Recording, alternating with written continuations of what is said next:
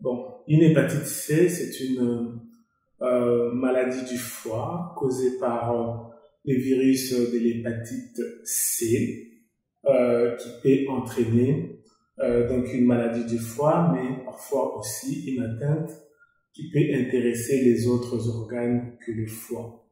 La plupart des cas, l'hépatite C, ces virus, entraînent une maladie aiguë, c'est-à-dire celle qui survient tout de suite ou quelques temps après avoir contracté les virus.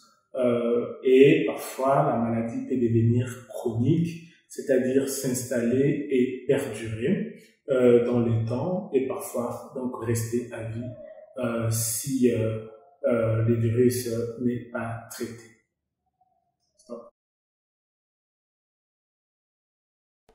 L'hépatite C, c'est une maladie qui se transmet essentiellement par contact sanguin, donc plusieurs voies qui met en contact du sang contaminé avec un individu sain fera donc passer la maladie à l'individu qui entre en contact avec ses sangsuiers.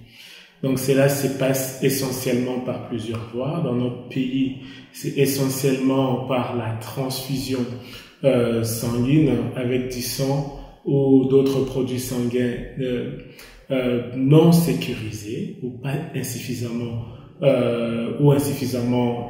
traités.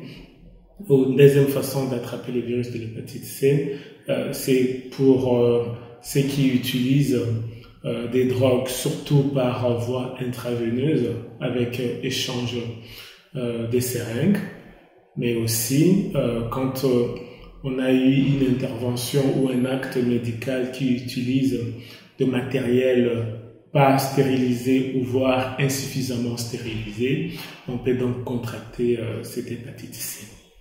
Alors d'autres voies existent, quoique à faible risque de transmission, notamment par voie sexuelle. On sait que les risques existent, mais il est faible. Ces risques, c'est majeur, surtout quand il y a une inco-infection avec le virus de l'immunodéficience rectice, donc le VIH, ou quand la pratique sexuelle s'est faite avec de partenaires des sexes identiques, notamment des rapports sexuels entre hommes. Donc on sait que ces circonstances-là favorisent la transmission du virus de l'hépatite C.